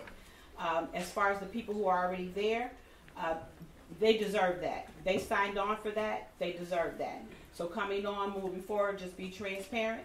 Look at the budget, see what can be done, and leave it at that. Hi, I'm Cleopatra Watson. I'm running for... I'm sorry? I'll repeat what you said. Go ahead, candidates. Okay. I'm Cleopatra Watson. I'm running for Alderwoman in the 9th Ward. 2 things. The LaSalle Street tax, and then taxing marijuana. That's room for growth. You know, there are revenues that have yet to be mulled over, and they need to. The LaSalle Street tax is one of them. And then on top of that, protect the pensions that exist. People have worked hard. If we're not protecting working families, what are we doing? What are we doing? So when we look at new revenue, stop bopping us over the head and bleeding us dry. The middle class only exists as we work. And then what about below? So LaSalle Street tax, marijuana. So grow some weed. Hold on. Do you all, yes or no, will you lobby and push, if elected, to legalize cannabis in the city of Chicago? Yes. But yes. Yes. And absolutely.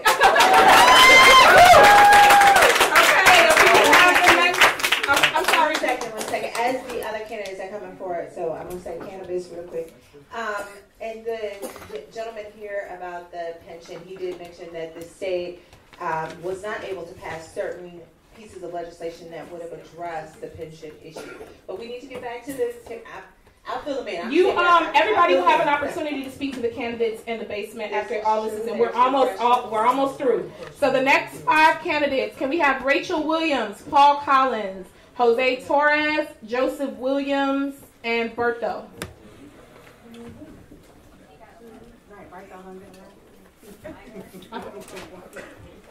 Excuse me, candidates in the pew. I need you guys to remain silent. Okay.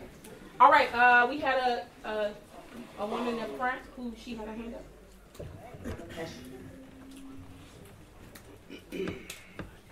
You'll be next, whoever was in the middle. Yep. And then you'll go. Go ahead. Hi, I'm Jennifer Edwards from Communities Organized to Win. I just want to say this is wonderful. We go all over. This is fantastic what's going on. My one question is, what will you do once you get in about the mess at the Board of Elections? Yeah.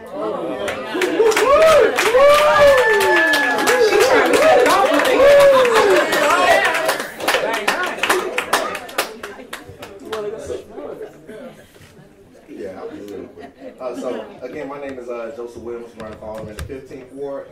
And man, that's a real one. I went through a little bit of that myself. So, I think for a sure fact, we got to put a system in place that's for sure equal.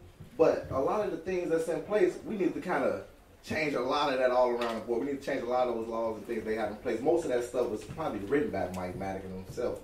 But how it works, though, I do know it's an unfair system, and people shouldn't have to do all this to run for office. If you want to serve your community, you should be able to serve your community without having to go through all of the tricks and the jumps and all of the mess. But thank you, though. As a person who's registered over 30,000 people to vote myself, and has led movements to register a tremendous amount of people, over hundreds of thousands in the past 10 years.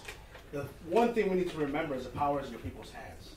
So we need to make sure that we have transparency, because we only have 3 board members who control the entire Board of Elections. So we need to have an established way of getting people elected, the same way we have LSCs, so that the community is able to understand how it works, but also run people who oversee the rules and regulations and are able to change them over time. That's right. Rachel Williams for the 9th. Really just starting over with the Board of Elections.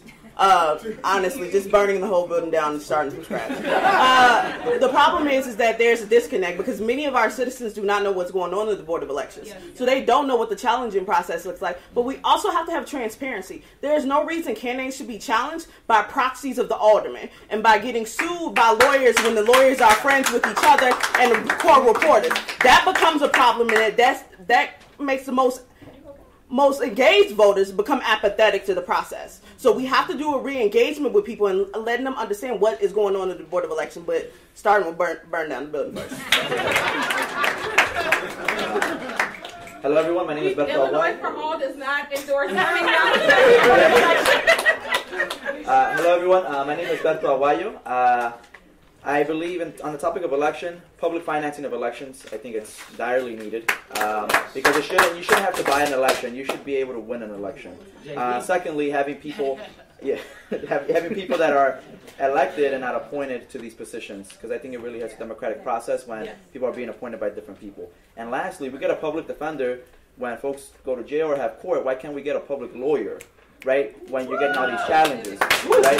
A lot of people are being drowned out in the process by spending $5,000 on a lawyer to defend their signatures when they can be spending $5,000 on yard signs. Thank you. A few minutes, 30 seconds, whatever, 30 seconds, all right. Paul Collins for the 9th Ward. I agree with all what my fellow candidates have said, but also another point would be an IG. Most political places have an inspector general, so we want to have transparency. A lot of times they don't want transparency. An independent inspector general will give you that. So I would vote for that.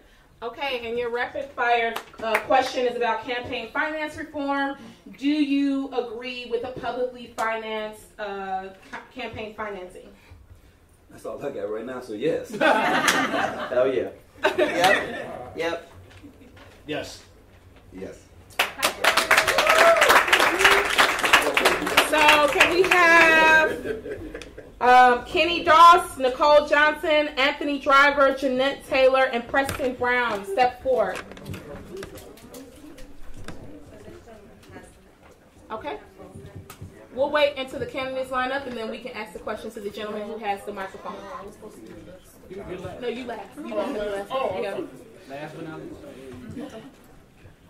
Okay, candidates, we moving like it's today. It is tight. It is tight. Okay, if the gentleman could please ask a question. Hello everyone, my name is Ahmed Mahmoud Al-Zabin Khalil, and I'm an organizer in the 14th Ward. My question for you is, how are you going to help the undocumented people of Chicago? We're here to stay, and we're here to help the city thrive. I guess that's on me, huh? So, everyone deserves an opportunity to be a citizen of the United States. Everyone. I don't know. Can I get that microphone? I'm sorry, y'all. I'll reset. No, we'll use this one. And I'll reset your time. Sure. Give me an extra 30 seconds. Everyone that comes to the United States deserves an opportunity, regardless of where you come from. I mean, we all have an opportunity here. I would work to protect those folks coming to the United States who are undocumented, give them the opportunity to have the same privileges as those of us who live in America currently, and a direct path to citizenship. Because we can't turn our backs on people. People coming here because they want opportunity.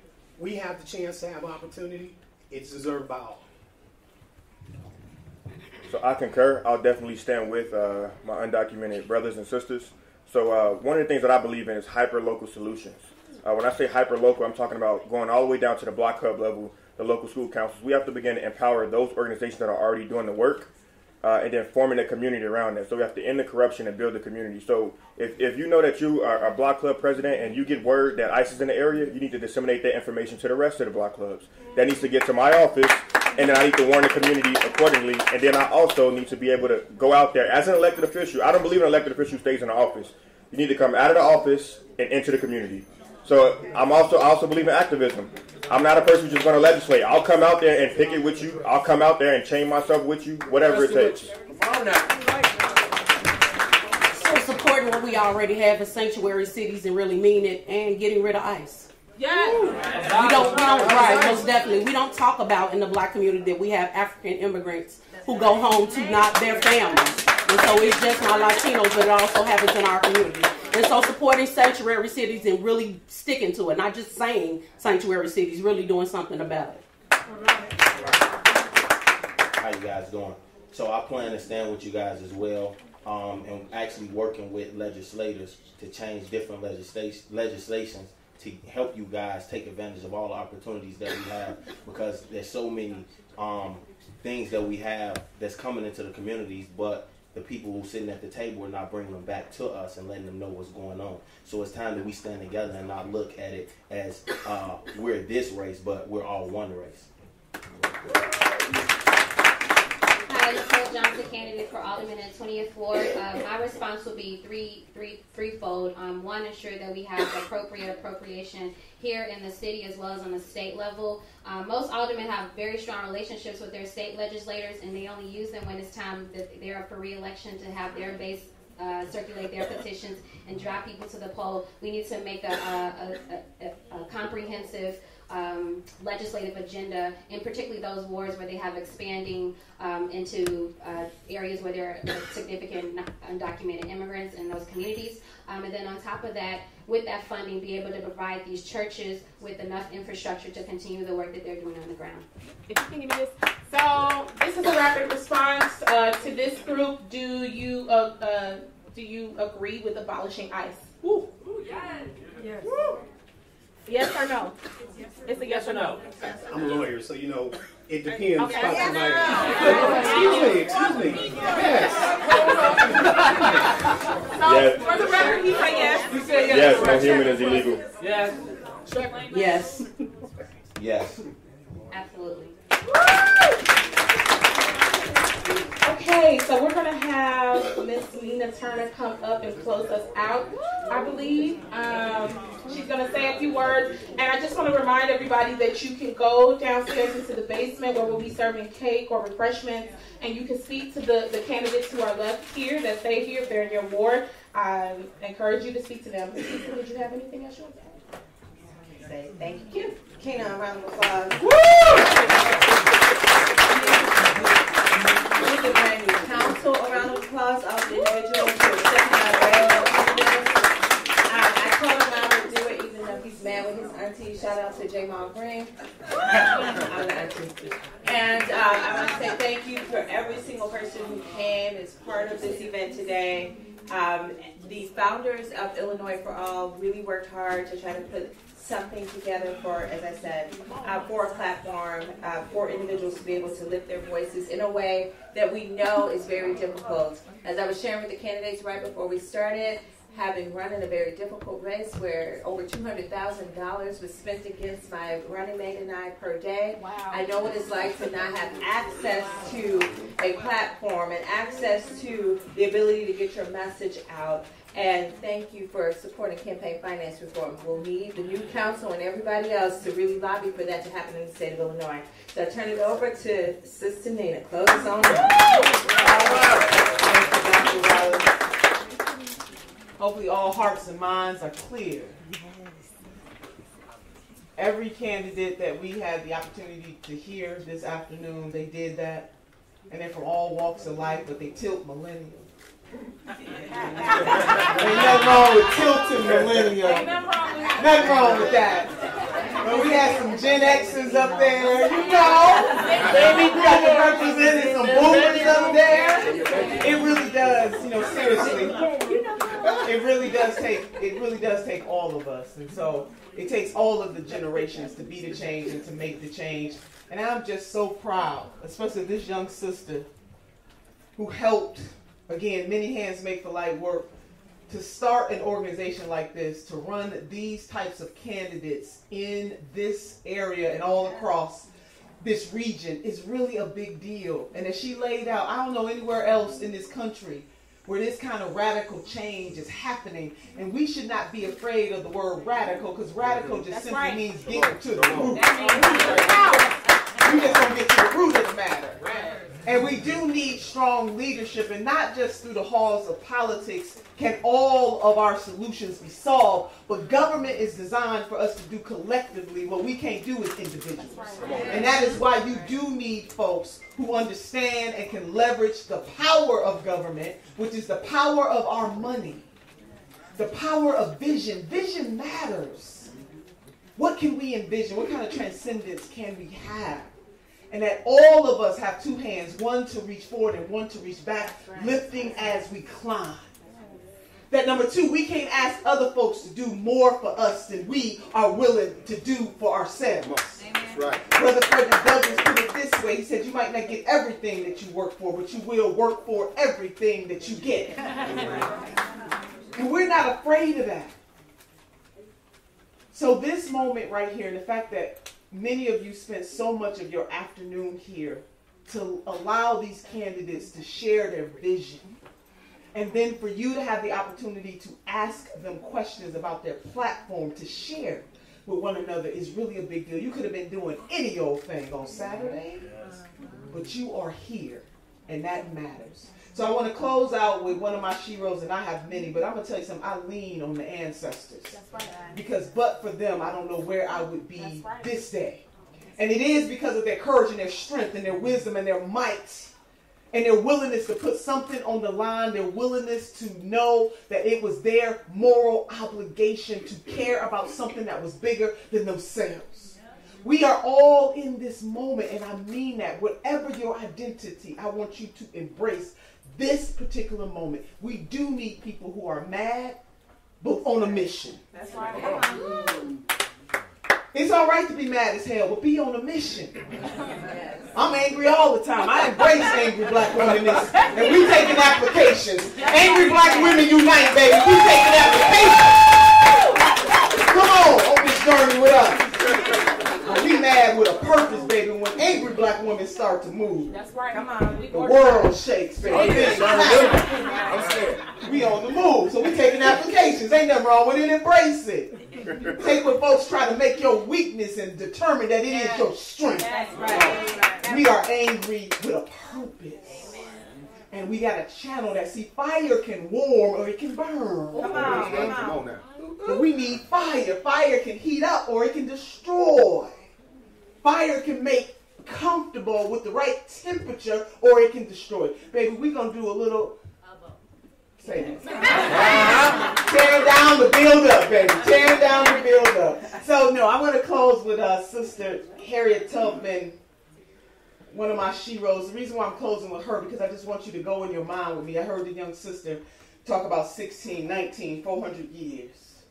I want you to wrap your mind around that. This year, 400 years since the first 20 Africans were brought to this country as slaves.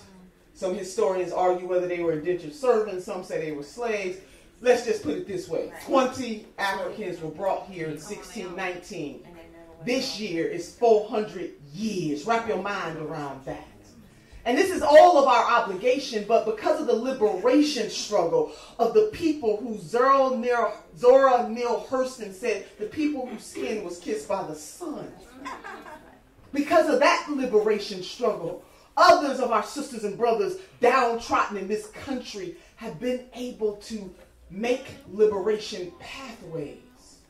So Sister Harriet Tubman said this: when you hear the dogs barking, keep going. If you see the torches in the woods, keep going. If they're shouting after you, keep going. Don't ever stop. If you want a taste of freedom, keep going. My message, South Side. If you want liberation in our education system, our healthcare system, our water systems, keep going. Yes. If you believe that a system of injustice can be made one of justice by tearing down and rebuilding, keep going. If you believe that mamas and daddies who struggle every single day to try to make it right the best way that they can need a type of elected leadership who will hear the cries of the people and answer those cries, keep going. And if you believe that in this particular moment, no matter what we are going through individually or collective, that a conscious-minded people on the move cannot be stopped, we must keep going. And if you believe in transcendence, that it is our obligation and our time to do what we can, where we are, with what we have, to be the difference, we must keep going. And if you believe that the ancestors' sacrifices, people who fought for liberation that many of them never lived to see, people who fought for access to a ballot box that they never saw, people who worked their fingers to the bone from sunup to sundown to build a nation that treated them less than chattel, we have an obligation to the generation before us and the generation after us to keep going for justice and equality for all, not for some, for all. And we must commit ourselves to keep going. Everybody in this room has a role to play. There's nobody bigger or greater. What are we willing to put on the line for transcendence? So sisters and brothers, if you are with me, let's keep going.